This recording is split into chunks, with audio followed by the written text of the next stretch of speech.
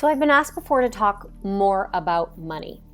And so I want to understand your experiences a little better. And then that gives me a better idea of what aspects to talk about. So maybe you want to manifest more money in your life, but your bank account still looks the same. Or even though you've been learning a lot about manifesting and you're using the techniques, you're not making more money, maybe more money is going out. Maybe it's really up and down for you. And so what this tells me, without knowing more about you, is that you are probably living from a dominant state in your false identity. And so this false identity is the unconscious part of you that has beliefs and rules about money and that's bought into a limitation about you and about how money works and about how the world works. And so when that identity shows up, it really restricts or blocks you in some way. And so maybe you've been doing everything that you've learned online because goodness knows there's a lot of stuff out there. And so that is what I want to know more about. You've been possibly doing affirmations, trying to feel abundant. Like, what even is that? Using subliminals, SATs, visualizing, 369 technique. Like, the list is so long, I could literally do a video on all the manifesting techniques that are available. And I guarantee don't even know all of them because I don't use any of them. And so even though you're doing what you've learned, maybe you're experiencing a lot of frustration. Maybe it feels like there's never enough. Maybe it's like I used to be. Basically, my relationship with money was not good. In fact, money stressed me out so much that basically paying my bills was like closing my eyes and like running through a tunnel and hoping I didn't hit a wall. Like, it created so much stress and tension that I would avoid looking at my bank account.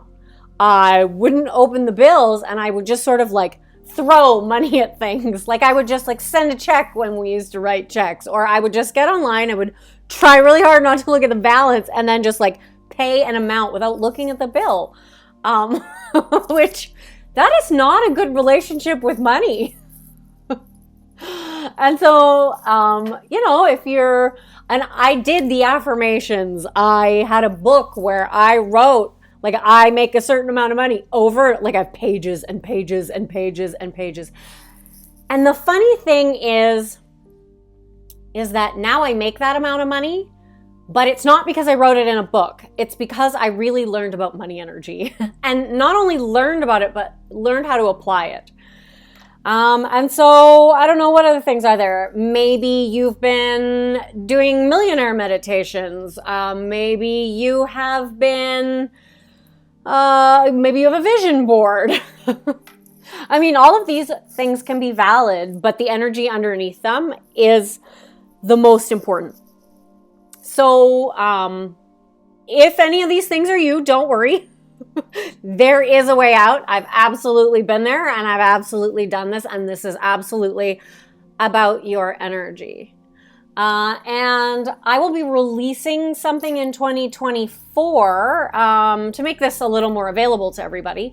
But until then, I would really like to understand if you've tried unsuccessfully to manifest money into your life, or you've manifested it and lost it, or you've manifested a little, but it sort of, the flow dries up. I'd really love it if you would leave a comment and share what it is that you've done, so that when I'm creating these videos, I have a better idea of what kind of topics are the most helpful.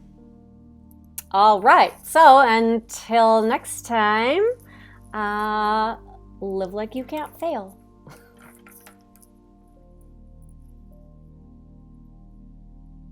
And so if you have tried unsuccessfully to manifest money into your life, because I know that I did for about a decade, I want you to leave a comment if you're willing and share what you've done. Share what works, share what didn't work.